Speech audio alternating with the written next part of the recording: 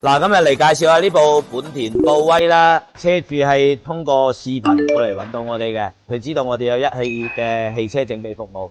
嗱，咁佢今次過嚟嘅目的咧，就係睇到佢個車底咧底膽嗰度咧有生鏽啊，同埋佢驚鏽穿咗之後咧，即係會影響到嗰啲梁位啊、骨架啊咁樣。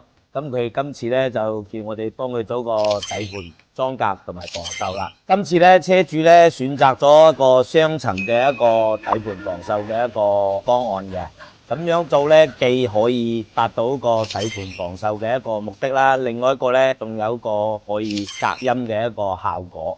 我哋做嘅底盤防鏽咧，就係將嗰啲轆嘅輪毂啊、內襯啊嗰啲都拆晒出嚟嘅。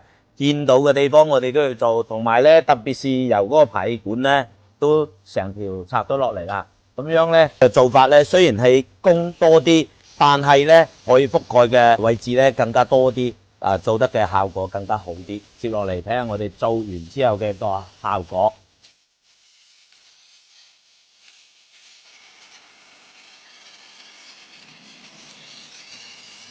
第一層已經噴完，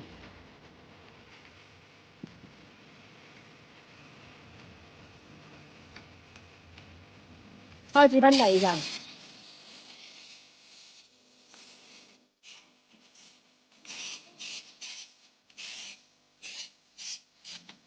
嗱，呢部布威嘅一個骨架咧，已經係做好晒啦，底盤裝甲亦都已經係完工啦。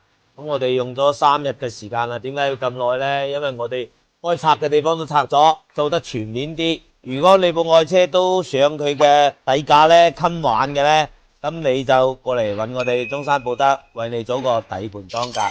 你講需要，我哋專業。記得關注我哋中山寶德喎。